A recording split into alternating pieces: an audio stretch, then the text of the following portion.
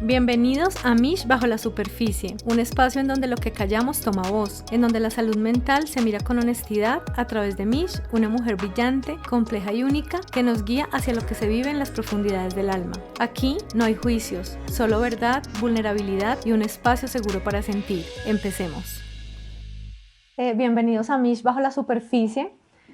Hoy tengo el honor de tener a un compañero y amigo de reconocer. Ustedes saben que nosotros hacemos parte de una comunidad de papás en duelo y César me ha acompañado en este proceso, en el duelo pues de María Fernanda, él en el duelo de Sofi.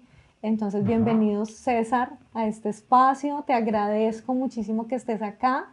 Sé que a veces no es sencillo hablar de estos temas, pero quería empezar a hablar un poco de salud mental en el proceso de duelo y quería pues invitarte y que gracias pues por aceptar la invitación para que nos cuentes un poquito pues como parte de esta historia. Entonces César, cuéntanos un poquito quién eres para que la gente te conozca. Bueno, de acuerdo. Mi nombre es César Proaño, yo soy ingeniero industrial de profesión. En este momento estoy trabajando en temas de consultoría. Okay. Y al menos los últimos 15 años ha sido lo mismo, temas de consultoría. Muchos viajes, antes de pandemia muchos viajes, después de pandemia algo de menos viajes, pero igual de viajes. Tengo mi hija mayor, Laura. Ella tiene 31 años, terminó su doctorado, ya PhD en Atlanta. Muy feliz por Feliz, ese claro. aspecto. Y, y Sofi, que Sofi tomó justamente ayer, hace un año, la decisión de irse de nosotros. Entonces, estoy casado con mi esposa, Patricia. Llevamos 31 años de casados. Ya ahorita vamos para los 32 y mi hija mayor pues tiene 31 y bueno, ahí estamos. Ok, César, mil gracias por compartir. ¿Puedes contarnos qué sucedió hace un año? Tal vez con el proceso de Sofi me voy a ir un poquito más para atrás de un año. Sofi, una chica que sus emociones eran desbordantes. Tú hablabas de tu hija, del trastorno límite, y en algún punto de la vida de Sofía, a los 18, 19 años, fue a hablar con un psiquiatra y el psiquiatra inmediatamente le dijo, no, lo que pasa es que tú tienes ese trastorno límite, porque todas las características daban para Daban eso. para eso. Pero nosotros le dijimos a Sofía que no fuera tan adelantada, sino que se esperara, que escuchara más personas que le dieran un mejor diagnóstico o que entre todas tuvieran diferentes opiniones, a ver si es cierto o no. Pero bueno, eso respecto a los síntomas que ella tenía y ella veía y ella sentía, pues se fue muy pegando al tema del trastorno límite. Entonces, y empezando a pensar en ella, pues una palabra que le dijera a una persona que tiene poder sobre ella era muy fuerte. Entonces ella creía en lo que le decían. Y si ella tenía una relación con un chico, pues también lo creía y lo sentía de que Muy él profundo, muy muy... profundo y que era cierto lo que él decía. Entonces yo pienso que este tipo de cosas, y uno como padre de pronto no las sabe medir, no las sabe gestionar, pues, y no le da las herramientas, porque yo digo, son temas de Sí. herramientas, ¿sí? O sea, si uno hoy día, ya después de entendiera que una palabra puede ser herir, dañar, no sé, ¿sí? Entonces, digo, Se cuidaría se más. cuidaría más, trataría de pronto con, bueno, no sé, y podría tomar acción respecto a muchas cosas, a empezar a dar herramientas Así para, es. hablamos mucho de la resiliencia y pensamos que la resiliencia ya viene innata en uno y tal vez la resiliencia para muchas personas no sea innata. La resiliencia tiene que construirse y una situación de tener una pareja y esa pareja no fue bien, pues puede darse, Desborda. desbordan las Además, emociones. porque a veces creemos, y ahora pues que lo viví, lo entiendo, y creemos que por ejemplo, esas emociones tan fluctuantes de ellas es más la rebeldía.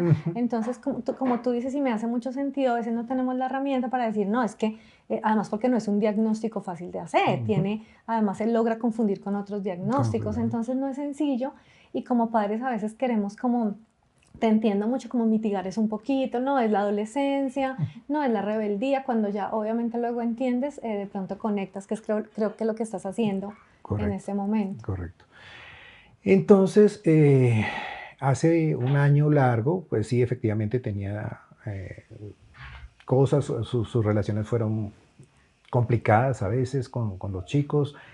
En la universidad, impresionante, vamos a gestionar ahora con la Universidad de los Andes, y ella estudiaba antropología y ciencia política en la Universidad de los Andes, vamos a gestionar el grado póstumo porque su promedio en la universidad fue de 4.6 para ciencia política y cumplió el 95% de las materias, entonces se puede graduar de politóloga. Y no alcanzó a la antropología, que llevaba las dos materias, porque aunque tenía el promedio, pues solamente alcanzó a hacer el 70% de las materias, entonces no alcanzó la antropología, pero ese era un aspecto impresionante de ella, que era súper dedicada y muy, muy buena para lo que le gustaba y lo que hacía. Hablando con amigos, ella era digo yo, no sé, el soporte de muchos de los amigos, porque los amigos se abrían con ella, hablaban, y ella los escuchaba y los entendía, hasta el punto casi de sentir lo mismo que sentían ellos. Entonces también esas emociones la desbordaban. Claro, porque se las toman muy a pecho, ¿no? Correcto. Todo muy a pecho.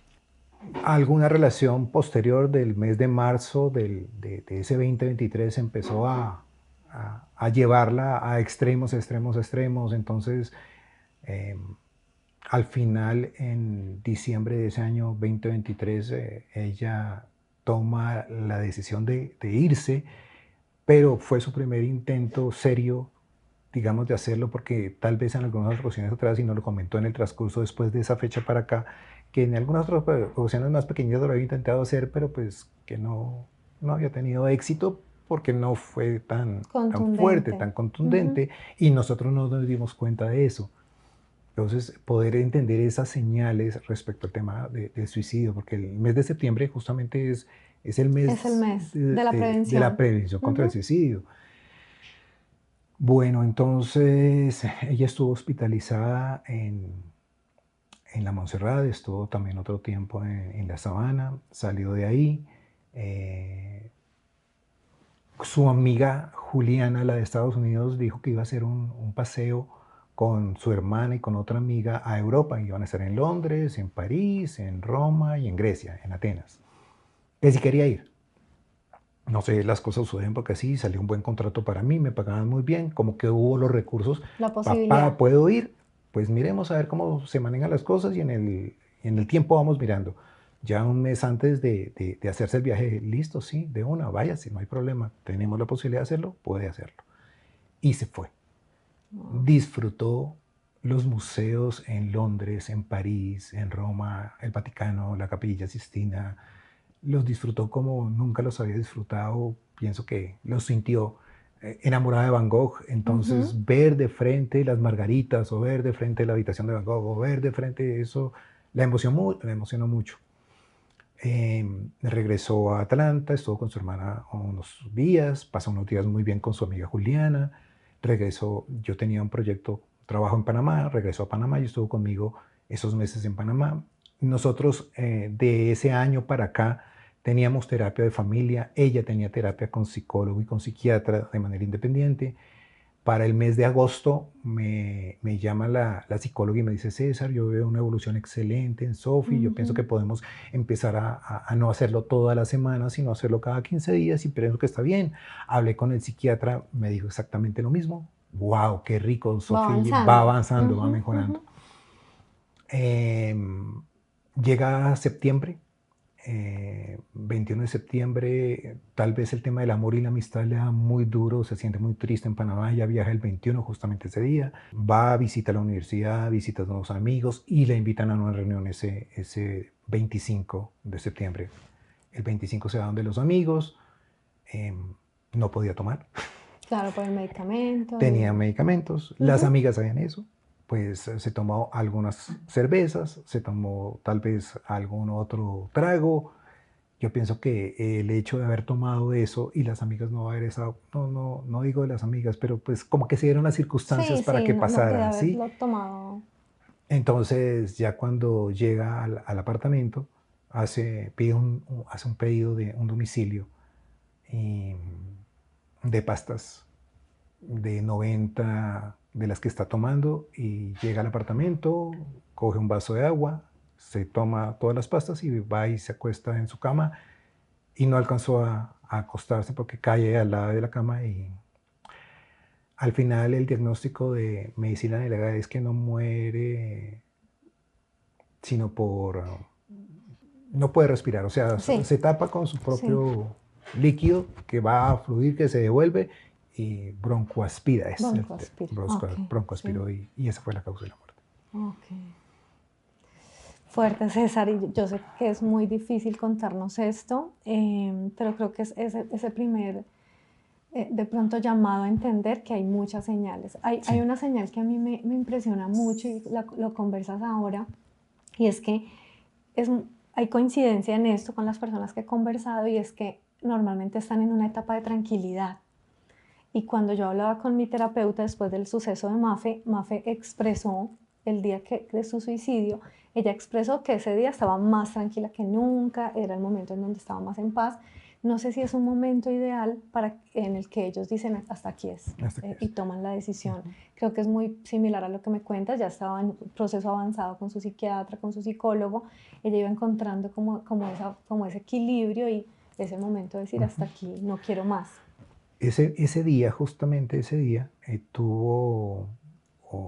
nosotros tenemos terapia de familia y en la terapia de familia a veces estábamos los cuatro, en otras ocasiones estaban las dos hermanas, en otras ocasiones los dos como Ujú, papás. ujú. Ese día fue una terapia muy hermosa, me cuenta Patricia, porque fue de las dos en donde recordaron Hermoso. todas las cosas buenas y malas que pasaron y de las malas entre las dos se pidieron perdón porque Qué pues habían hermoso. tal vez heridas de lado y lado y se pidieron perdón y eso fue, digo, o Bello, sea, fue sí. bello, fue un momento muy bonito que nos contaron después las dos, incluso, ¿no? Papá, estuve muy bien, estuve muy rico, hablamos con mi mamá habló y Patricia sí, y bueno, Qué listo. lindo. Y, y ya a las 6 horas toma su decisión y a las 10 horas nos damos cuenta De que ya. de que ya se había ido.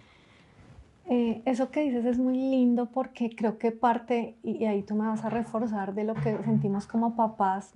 Yo sé que hacemos lo que está humanamente posible para sacar adelante a nuestros hijos con herramientas, sin herramientas, o sea, hacemos lo que podemos con lo que tenemos como Ujú. papás, ¿no? Pero cuando pasa algo como eso, la culpa está ahí. Sí, Entonces llegan un total. montón de sentimientos de culpa, si yo hubiera hecho esto, si me hubiera ocupado de esto, si empieza, y creo que es uno de los sentimientos más grandes que empieza uno a vivir en la pérdida. Pero esto que cuentas con tu esposa es muy lindo porque es cerrar un poco esas cosas de las que uno como papá a veces se arrepiente, que de pronto le fui muy fuerte o que de pronto le alcahueteé mucho, todas las Ujú. cosas que consideras que no haces bien. Entonces me parece muy bello, creo que eso ayuda en el duelo mucho, ¿no? No sentir tanta culpa. ¿Cómo cambia o cómo viven ustedes ese proceso? No sé si nos quieres contar un poquito. Creo que son demasiadas etapas, el momento de enterarse, y los días posteriores, que es como entrar en un shock porque no te lo crees. Ujú. ¿Cómo vivieron ustedes eso, César? Yo viví la primera vez que lo intentó hacer, que fue en diciembre del 2023. Yo la llamé al cuarto, ella no contestó. Volví, la llamé porque teníamos una cita, queríamos ir temprano, no contestó.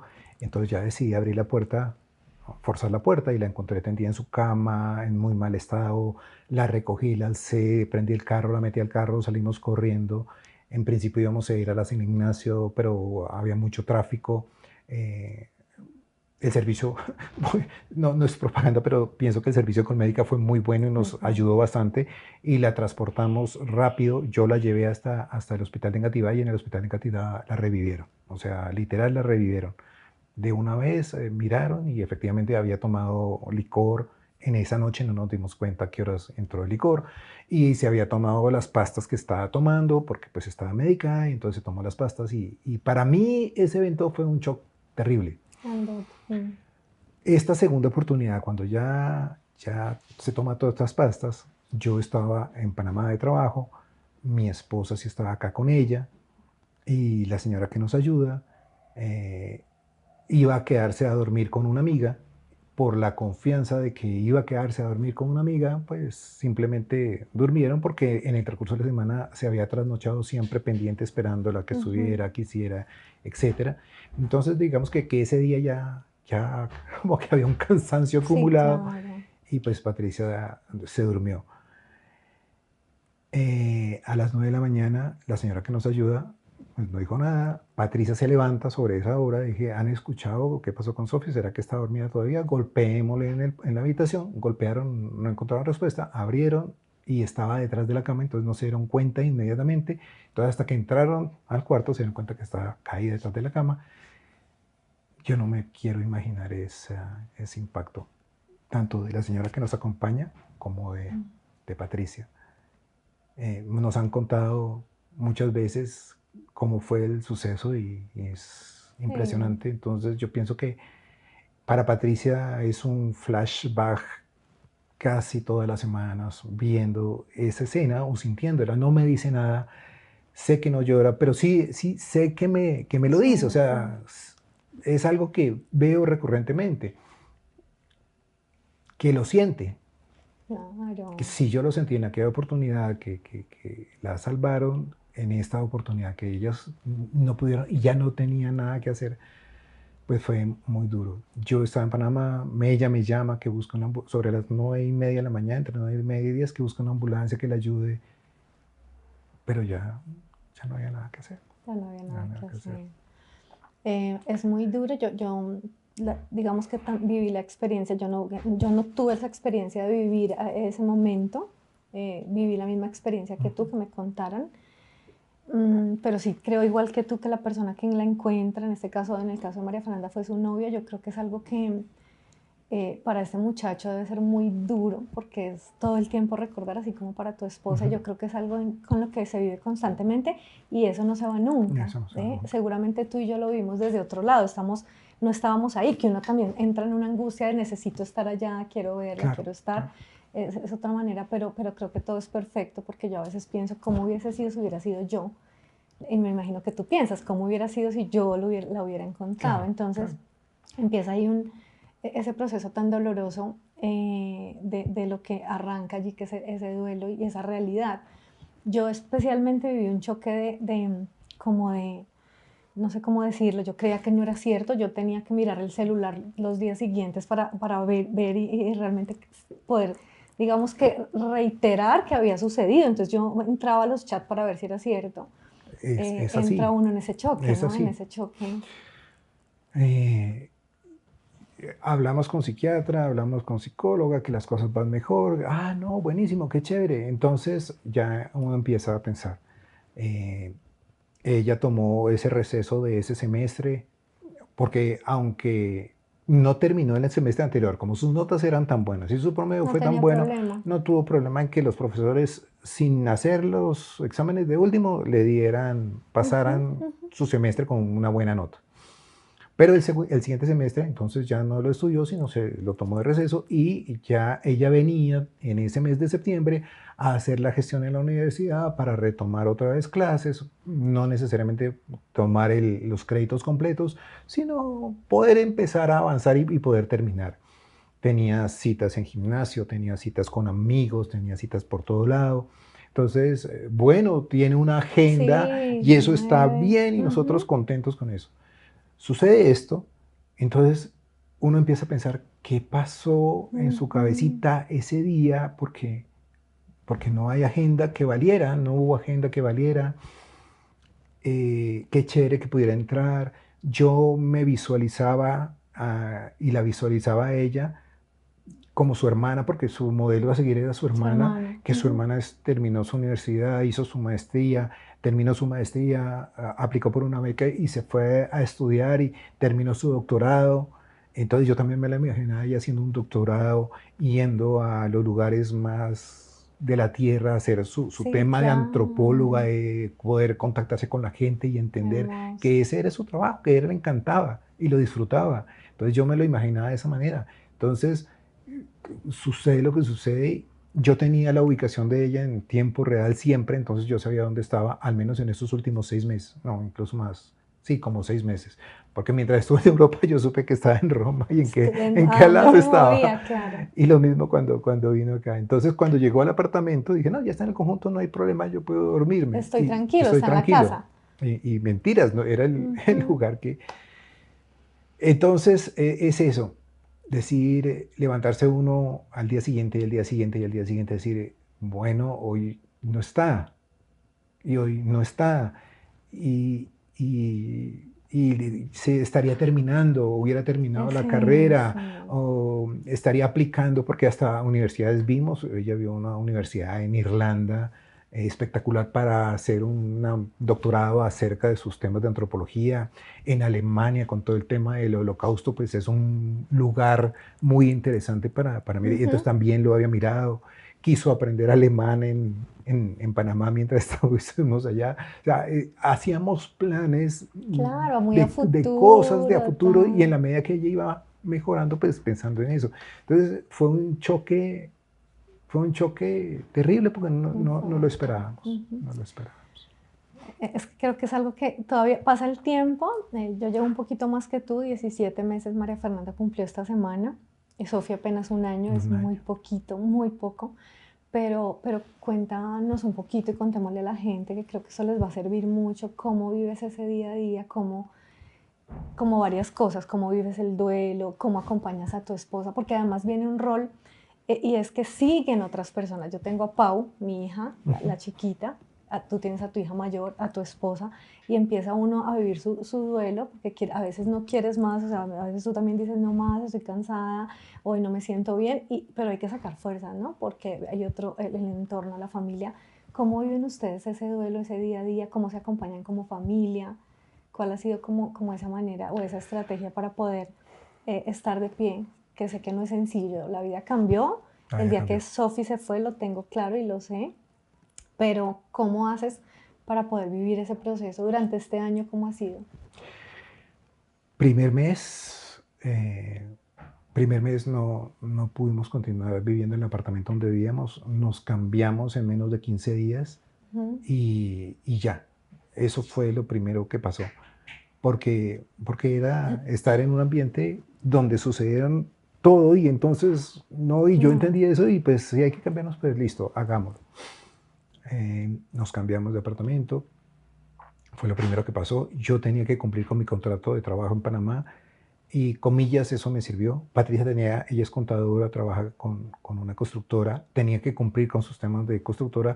Una ventaja que ella tiene es que trabaja de manera remota, entonces trabaja Desde desde donde quiera. donde quiera, Ujú, entonces no ujú. tuvo ningún problema, tiene su equipo de trabajo y cada uno tiene una actividades independientes y ella la controla desde donde está. Entonces, en el día, mientras yo iba a la oficina y volvía, pues bien. Patricia también, pero hay un tema que es puntual, que uno siente que necesita hablar con alguien más. Y hablar con alguien más es muy difícil. Es Eso uno no puede difícil, hablar con sí. alguien más. O uno puede hablar con su esposa, con la persona que vivió el La evento, que estuvo aquí, situación. Ujú, con algunas personas que acompañaron ese día, pero son personas que estuvieron ese día, pero tú no las vuelvas a ver y ujú, ya. ujú. Y en el trabajo es muy difícil, los 2, 3 minuticos del tintico y uno no se puede desahogar con personas que no se puede desahogar. Tratamos de continuar algo de terapia con psicología, pero ya nos hizo como clic, el mismo clic de antes, entonces dejamos psicología y en eso apareció reconocer y creo que eso fue Hermoso. lo que mejor nos pasó, porque de alguna u otra manera toda esa carga que uno tiene de sentimientos, de emociones, las puede descargar hablando con otras personas. Y con otras personas que saben lo que Lo que viviste, vive uno, porque claro, yo sé que la gente lo hace con mucho amor, pero no todos perdemos un hijo, entonces hay gente que dice, me imagino que es muy duro, sí, solo pueden imaginarlo, pero ya estar con personas que saben lo que sientes, porque entre comillas el orden de la vida es que mueren primero los padres. Entonces, Sí. realmente, y lo decía Piedad Bonet, y tiene su libro, en Lo que no tiene nombre, y Ujú. este duelo no tiene nombre, es un dolor demasiado grande, perder a un hijo es un dolor profundo, seguro duelen otras pérdidas, los padres, la pareja y demás, pero perder un hijo es como que no es lo que va de acuerdo De a la línea acuerdo, de la de vida. la vida, Entonces, así es. no sé si esto también lo hace muy complejo y tener personas allí en reconocer y tener la guía de Jime y de Adriana ayuda mucho porque todos los días podemos conversar, tenemos un chat, nos Así comunicamos, es. hablamos, hacemos relaciones, hacemos amistades que viven lo mismo. Entonces Ujú. creo que, como tú lo dices, es demasiado reconfortante. Pero ¿qué pasa, César, con esos días difíciles? Porque sé que también hay días que tú dices, voy saliendo, seguramente son más los días buenos, pero también llegan esos días malos. A mí me pasa, yo hoy tengo días que digo, literal no salgo de la cama y lloro todo el día y me doy ese espacio porque llorar definitivamente me ayuda mucho. ¿Qué les sirve a ustedes como familia, como pareja? Yo soy el duro de la familia. Trato de mantenerme, bueno, tal vez mi tipo de personalidad es flemática y yo soy muy tranquilo en general en todos los aspectos. Y, y pues sí, hay momentos en que sale el recuerdo, sale el llanto, pero ha salido, del lado mío ha salido y para y ya está.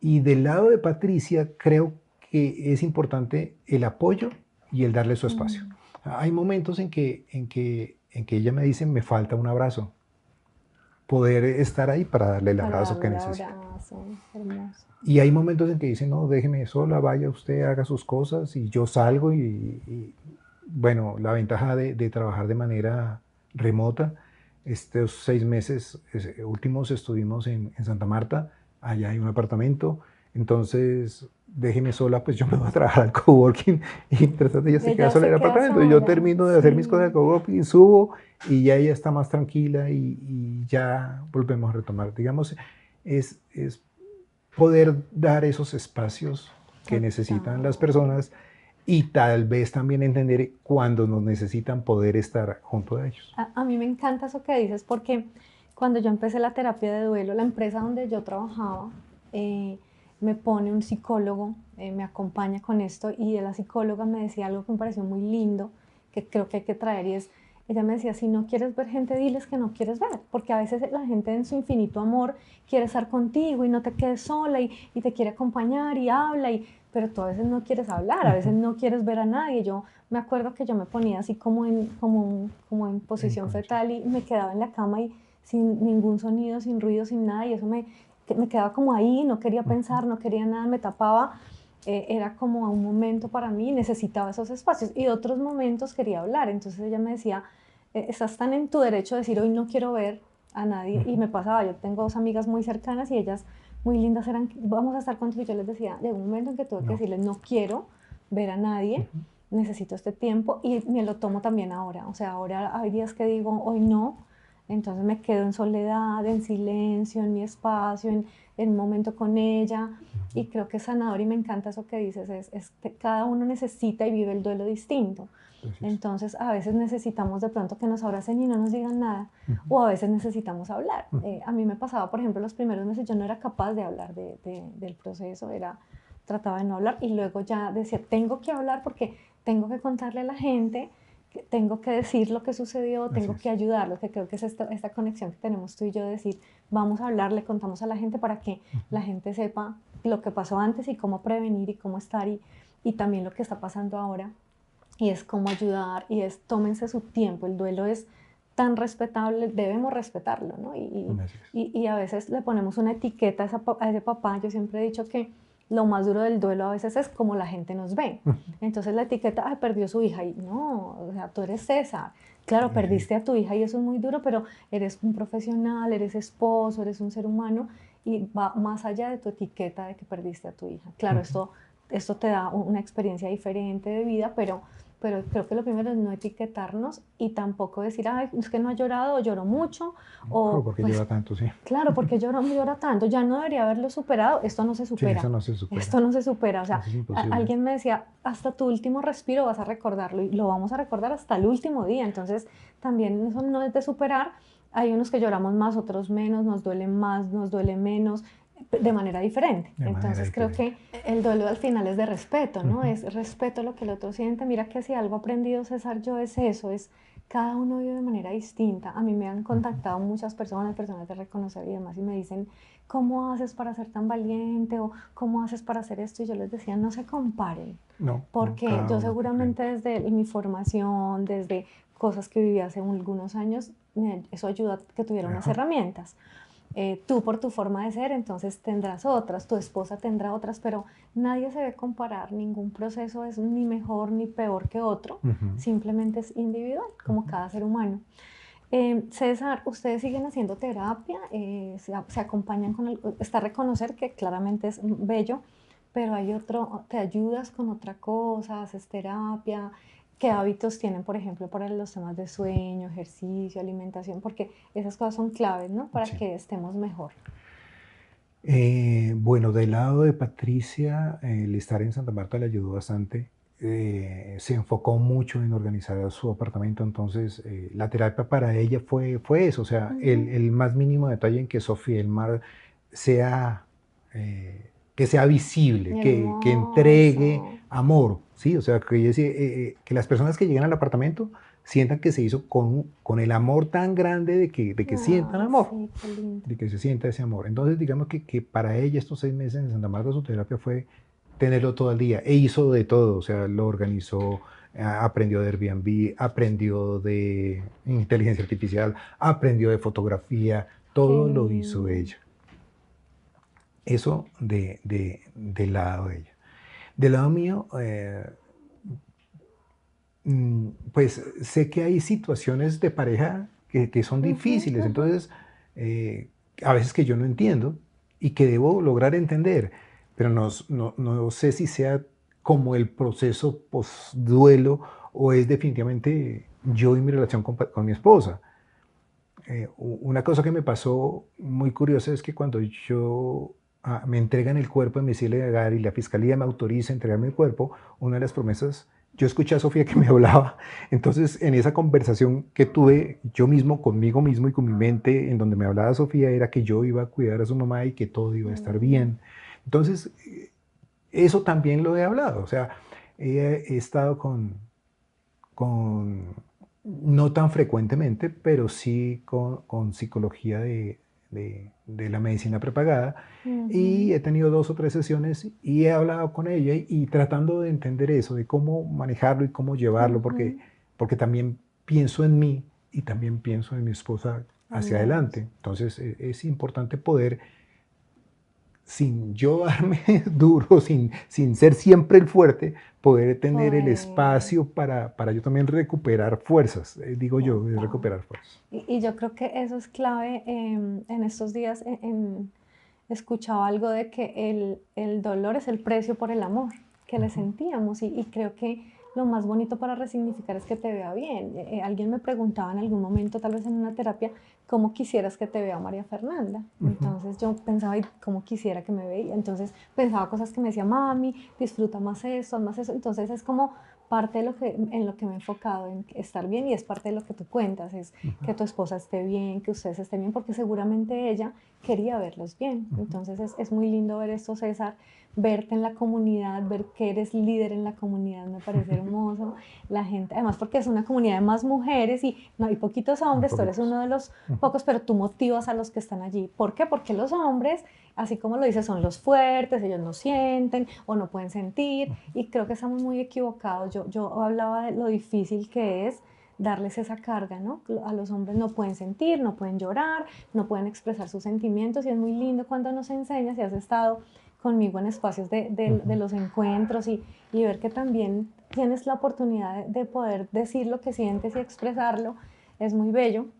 Y creo que es decirle también a los papás y a los hombres que vivan el duelo, También se vale llorar, también se vale estar triste. Creo que es una manera, quedarse con ese sentimiento y con esto sin expresarlo, eso enferma. Entonces es una invitación a que podemos vivir lo que sentimos. El duelo se puede vivir como cada uno considere, como lo dije hace un rato, pero creo que parte de resignificar es también cuidarnos. Yo creo que tú lo decías, debo pensar en mí. Ajá. Y creo que es muy bonito. A veces hay que volverse un poco egoísta. Egoísta. Y no, obviamente no dejar de pensar. Yo pienso en Pau. Pau es mi razón de ser en muchas cosas, pero también digo, si yo no estoy bien, ¿qué le puedo entregar a Pau? Entonces me enfoco en estar bien, que es lo que dices tú.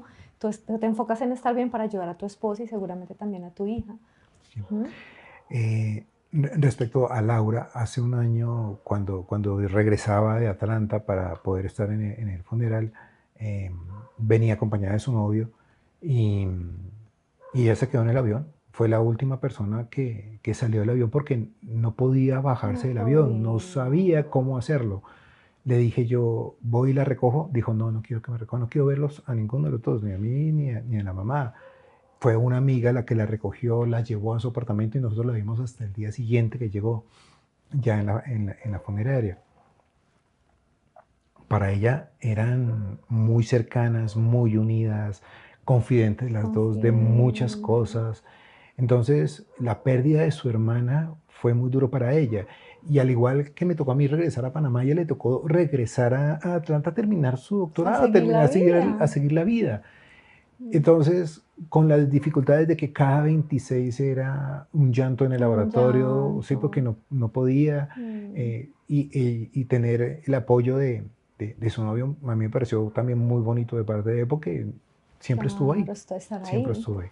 Ahora, de regreso, entonces ya termina su doctorado, ya hace su defensa, ya le toca devolverse, a su novio le tocó devolverse un mes antes, entonces ella estuvo un mes sola, y entonces decir, mi soporte de alguna otra manera en mi parte emocional era que mi novio estaba conmigo y estuvo muy bien, pero ese mes que estuve sola, y entonces recuerdo la primera reunión de reconocer, nos aislamos nosotros y que no debemos sentir amor. Y lo que dice ella, el amor que sentí de mis compañeros, el amor que sentí de mis profesores, o sea, entonces me empieza a decir, mi amiga coreana que también está siendo doctorado pendiente de mí, Hermoso. mi amiga tal que también estuvo pendiente de mí, mi otra amiga que me invitó a almorzar y a hablar conmigo y a estar pendiente de mí.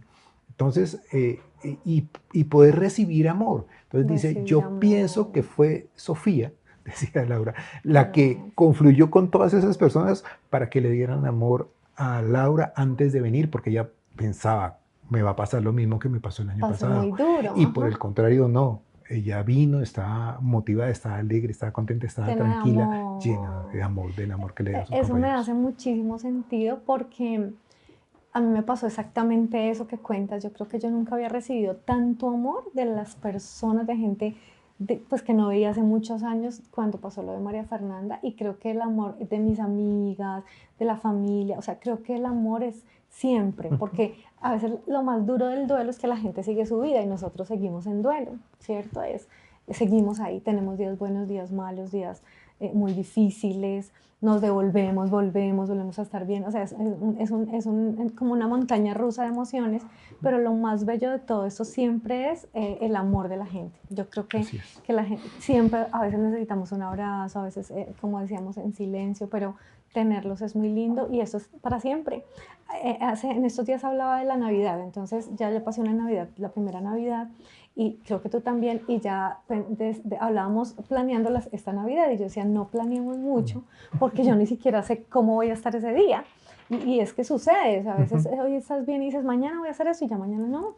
Y no es porque ay, tan rebelde, tan mal, no quiere hacerlo, no, es que realmente no nos sentimos bien. Así es. Entonces, y no está bien hacer cosas que no queremos hacer porque no nos sentimos bien. Entonces, es un poco para que la gente entienda que no planeamos estar mal. A mí me pasa mucho, la gente a veces me dice, ay, hoy está cumpliendo meses.